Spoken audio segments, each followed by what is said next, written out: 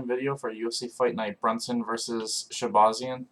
The first fight is Chris Gutierrez versus Cody Duran. And to me, Cody looks like a really solid up-and-comer. It's hard to tell how good he is just because I haven't seen him fight anyone super legit. As we're with Chris, I have. And that's kind of just how I'm leaning in this fight. I think Cody's good everywhere. He's got good striking, wrestling, and jiu-jitsu. Chris is primarily just a striker, but he has decent ground game for when it comes to like takedown defense and getting back up. For me, it's just the fact that I've never really seen Cody fight, and because of that, I have to kind of lean towards Chris. Until I see Cody fight, it's hard to, you know, these are always the hardest fights when you've never seen a newcomer fight someone really solid, and you have no idea how well they're going to do against the upper echelon. And just because of that, I'm leaning towards Chris. I think that he can keep it on the feet, and I definitely think he's the better striker, so I'm going to go with Gutierrez to win by knockout or TKO.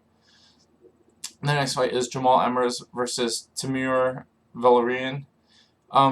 Timur is this really good Russian striker wrestler. Jamal is the same, but I just think Timur is better at both. Timur is 14-1. His one loss was a really close split decision, and then he immediately beat that guy by unanimous decision his very next fight. You can argue that he's 15-0, and I just feel like this fight's going to be like almost all of his fights. I think the striking will be slightly in his favor, and the wrestling will slightly be in his favor. I think he's just going to edge out all 3 rounds and maybe even possibly, get Jamal down and win by submission. He's got good back takes and good rear naked chokes. But yeah, I'm leaning towards Timur. I just think they have the same style, but Timur's better everywhere. Next is Eric Spicely versus Marcus Perez, and this is another fight where it's like these guys are basically the same. They're both striker jiu-jitsu guys, but I just like Perez everywhere. I think even though Spicely's striking looked a lot better in his last fight, I think Perez is still the better striker overall. Spicely's probably a little bit better at jiu-jitsu, but I'd say Perez is probably the overall better grappler. I just think Perez is tougher, in all honesty. I think Spicely's easier to hit and easier to hurt. And I think that, Perez likes to non-stop attack you, and I think Perez is eventually going to catch him with a big shot and probably win by knockout or TKO. Next is Ray Borg versus Nathan Manis. And Nathan looks really good everywhere. He looks like he's got a good mix of like everything. He kind of fights like, Ray Borg's been fighting guys that fight very similar to him recently, and I feel like he's had a lot of really close fights. I think this is another one of those fights where it's like striker, wrestler, back and forth grappling. Changes are probably going to happen in this one. But I'm just leaning towards Borg. I prefer Borg's experience. I think, fighting this guy, and this guy's taking the fight on super short notice. Like I said, I think Borg's just going to be a little bit better with the wrestling and the transitions, and I think he's just going to edge out all 3 rounds. And yeah, I just got Borg winning by a unanimous decision. Next is Ed Herman versus Gerald Meerschaert, and to me, these guys are on another fight where it's like 2 guys who are very similar. It's striker, jiu-jitsu guys, and to me, I think Herman's probably a little bit bigger, but I think Gerald's just way closer to his prime. Gerald's, only 32, 33, and Herman's past 40. I think, if Gerald especially gets this to the ground and he's on top, he's going to have a huge advantage. Like, on the ground overall, it's, if Herman's on top, he might have a little bit of advantage. They're both black belts, but I just prefer Gerald's scrambling ability. I think Herman, even though he's a good jiu-jitsu guy, he's just kind of older and slower. If it's striking, it can go either way. I think Herman can catch anybody on the feet. He's got good striking. But I just don't think that's going to happen. I think Gerald gets this to the ground fairly early, and I think once it's there, he's just going to be faster in the transitions and probably eventually take Herman's back and win by rear naked choke, probably in the 1st or 2nd round. Next is Frankie Saenz versus Jonathan Martinez, and in my opinion, Jonathan Martinez, and I think in almost everyone's opinion who saw his last fight, he should be on a 3-fight win streak. I think he lost his debut, and since then he's looked really good. I think Frankie Saenz is always kind of hit or miss. I feel like he's got great skills. He's just really easy to hit, and he gets caught and dropped a lot. I think that that's absolutely possible in this fight. I think Jonathan Martinez is really good at stuffing takedowns and getting back to his feet, and I do think he's the better striker. I think that as long as he's consistent with his striking, I think Jonathan Martinez will eventually catch Frankie Saenz. But I'm just saying, it's one of those ones where Frankie Saenz is so up and down with how good he looks that it's just way easier to pick Jonathan. I think that if he can keep Saenz off of him and just keep his striking consistent, he'll win by knockout eventually. Next is Kevin Holland versus Trevin Giles, and to me, I don't think Trevin Giles is that great. I thought he lost his last fight. And I hope that fight turns into a no contest, especially with all that controversy with the one judge who scored the first round for him when he had his back taken the whole time. It turns out they're like friends who grapple with each other like every day. Just for people who didn't know that, that is something that really happened. You can look it up. Kevin Holland versus Trevin Giles. They're both striker like jujitsus. I think that Giles is definitely the better wrestler. I don't think Kevin Holland could take this to the ground if he really tried. I think Giles' takedown defense is too good. Kevin Holland has good takedown defense. I just think Trevin Giles has way better takedown defense. On the feet, I think it's really close. I think it's, Trevin Giles is more of like a boxer, kickboxer versus Kevin Holland, who's more of like a, like, it's like a mix of like Kung Fu and just straight like Muay Thai.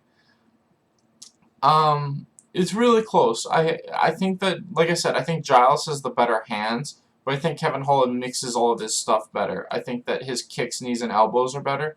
So it's kind of just who uses their craft better. Is Giles just going to use his boxing, or will Kevin Holland be able to mix with the kicks and just, off-base Giles? I think it's really close, but I'm leaning towards Holland. I just think he's a little bit better everywhere. And like I said, I do think if this goes to the ground, I think Kevin Holland has is the better grappler. I just think Giles has the better takedown defense. But if it does get to the ground, I think Kevin's better at creating scrambles, and I think his submission game is overall better. So I'm just leaning towards Kevin to win by finish, probably in the later rounds, like the second or third. Next is Lando Vannata versus Bobby Green. And to me, this fight, I think the biggest thing is Lando Vannata, even though he's better at pacing himself, I think that we saw in their first fight, when they're fighting at pace, Bobby Green is just better. And I think this is going to happen in this fight. I think Lando Vannata's best shot at beating Bobby Green is to do what he did the first time and just try to blitz him. But he's trying not to fight like that anymore. I think if they're both just fighting at pace, I think Bobby Green's just the better striker. And I think that I think this fight will be close, but I think Bobby Green wins this fight at least 2-1. So I'm leaning towards Bobby Green to win by unanimous decision. Next is Vicente Luque versus Randy Brown. And to me, Randy Brown has been looking better. He is a good striker. He might be a little bit better than Vicente. But the biggest thing to me is Randy Brown is still, he has okay takedown defense, but I feel like it's not impossible to take him down. And I feel like if Vicente can take him down early, he's probably going to win by submission. And I think that's his game plan. And in his last fight, Warley took Randy Brown and had him in that triangle, I think, most of the fight. I don't remember that fight super clearly. I just remember he had him in a tight submission for most of the round.